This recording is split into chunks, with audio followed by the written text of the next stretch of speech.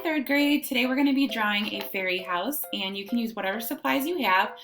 You can use markers or crayons like in this example, or anything you have at home. So let's get started. I'm going to start with my Sharpie marker, but if you have a pencil, you can definitely start with that. I'm going to be using a vertical paper, which means up and down, so long ways. And I'm going to start at the bottom by making guidelines for the side of my fairy house. So this is going to be near the bottom of my paper. So down here near the bottom, I don't want to go all the way to the bottom, but I'm going to make some little guidelines on the sides. So I'm going to start on one side, and I'm going to do the best I can to make this symmetrical, which means same on both sides. So I'm going to start near the bottom, and I'm going to make a line that goes up a little bit, and then it curves in a little bit, and then it goes back up. Kind of like the side of a flower pot, or like a vase, I would say. So there's one side. So then before I do this side, I'm going to make a line that goes across. And now if you have a ruler, or if you just have, I have a plain old box of markers here.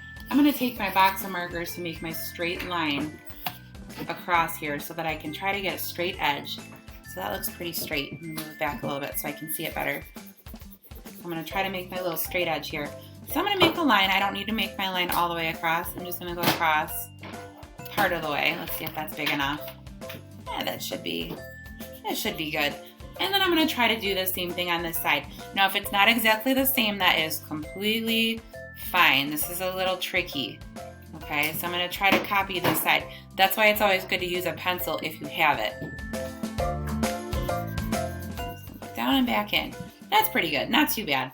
So then after I do that part, I want to go ahead and connect the bottom. So I might have to make this come down just a little bit more right here.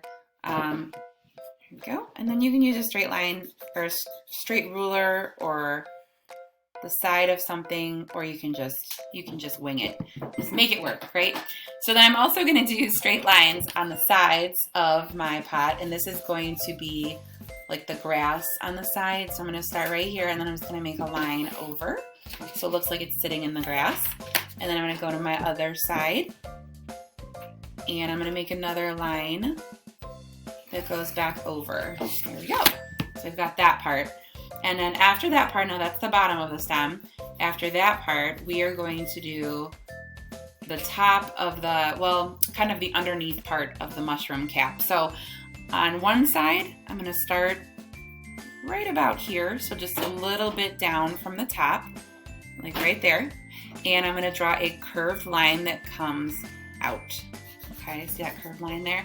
Do the same thing on the other side. So I'm going to take my finger and go across, and then about right there. So it doesn't have to be perfect. It can be close.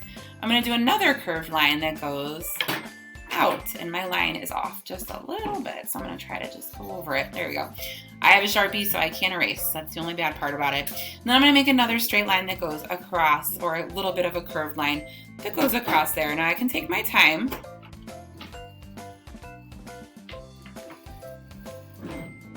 There we go.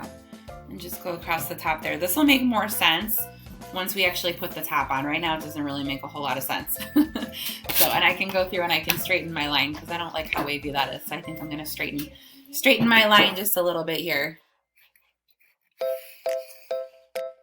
There we go. That helps. So then on the top of my little cap of my fairy house, I want to do a line that gets curved in like that. And then another line that gets curved in a little bit. Curved line, right like that.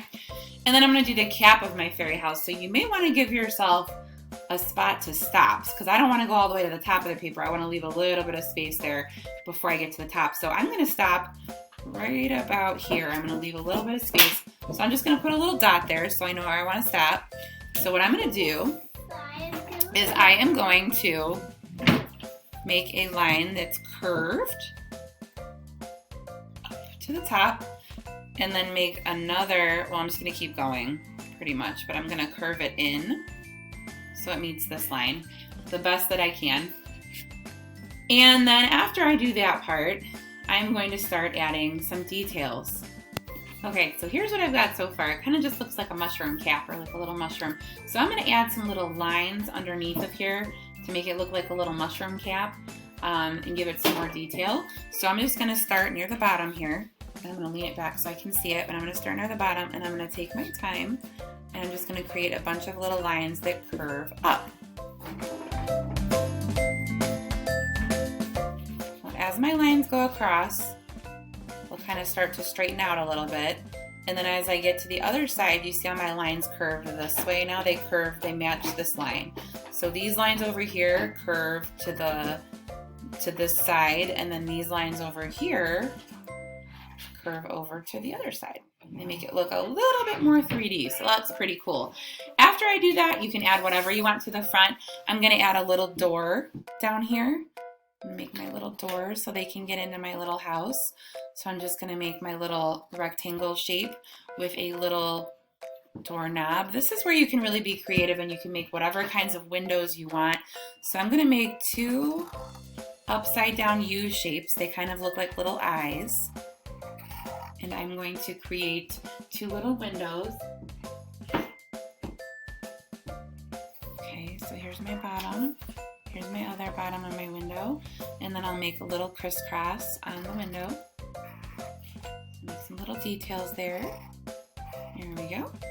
And then you can keep adding details to it if you want, or you can add things around your fairy house. So you can actually add some flowers, you can add all sorts of different things to the sides there. So I've got my bottom ground line here. So I'm gonna add a little flower over to this side. So I'm gonna start with the stem, make a little circle. This is an easy way to make a flower. And I'm gonna do petals that come out. So my petals, it's like a curved line that comes out, curves around and goes back in. So I'm gonna do like 4 or 5 of those, however many I can fit on there. So there's one. And then I could add like a little leaf. I'll add a leaf, why not?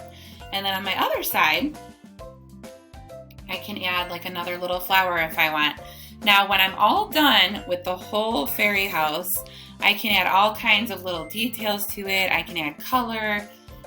I can add little things. You could even put little fairies on. Okay, so after you add all of your details, then you want to go ahead and color the whole thing in, the sky, the ground, everything. So after you color the whole thing in, it could look like this, and you want to make sure that you add all your details and do a really good job and fill in the page. When you're done, email it to me or send it to me through Google Classroom. You have all week. Great job, 3rd grade. Have a good week. Bye.